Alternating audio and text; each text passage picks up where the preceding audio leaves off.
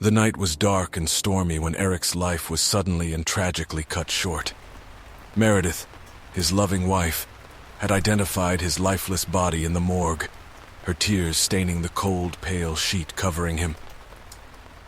The funeral had been a solemn affair, filled with mournful faces and heartfelt condolences. 2 months had passed since that fateful night, and Meredith was slowly trying to rebuild her life for the sake of their small daughter, Lily.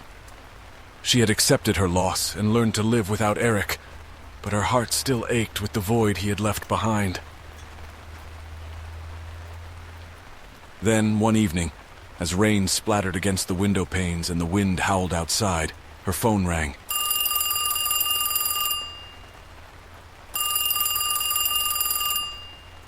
An unknown number flashed on the screen. Hesitating for a moment, she picked up the call. "Hello?" she said tentatively. A voice she thought she'd never hear again replied, "Hey Meredith, it's me, Eric."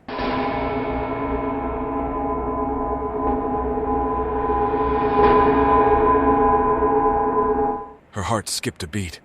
"Eric? But you can't be... You're gone."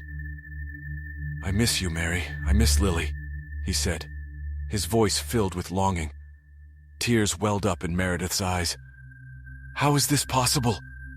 Eric's voice began to fade, and then the line went dead. Meredith stared at her phone in disbelief, wondering if it had all been a cruel prank or a hallucination.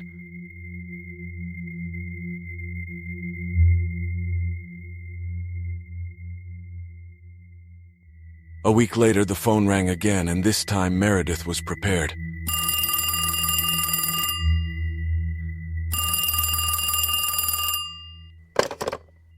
She answered quickly, her voice trembling. "Who is it?" "Hey," she heard his voice again.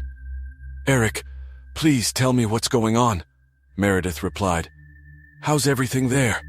Do you both miss me?" he asked, his voice filled with warmth. Before Meredith could respond, the call abruptly ended, leaving her feeling even more bewildered. 2 weeks later, another call came.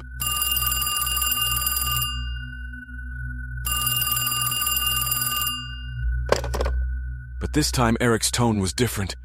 It was icy and detached. "I want to come and get you, Mary," he said. Meredith's confusion grew. "Eric, you can't just come back like this. You're supposed to be dead."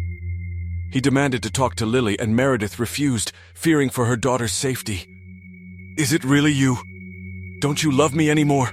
he asked, his voice tinged with anger. "Of course, my love," she replied, but I think that this is insane."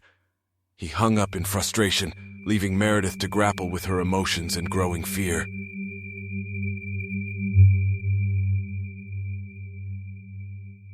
Days later, an evening call jolted Meredith. It was from the school Lily attended, and the news was horrifying. They didn't know where her daughter was. Panic surged through Meredith's veins as she rushed out of the house, her heart pounding.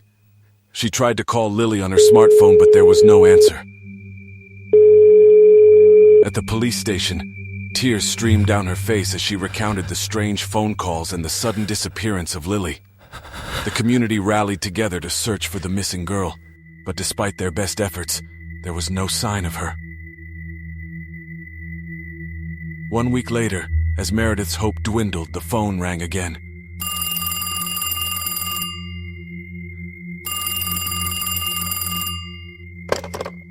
Trembling with fear, she answered, "Hello, who's there?"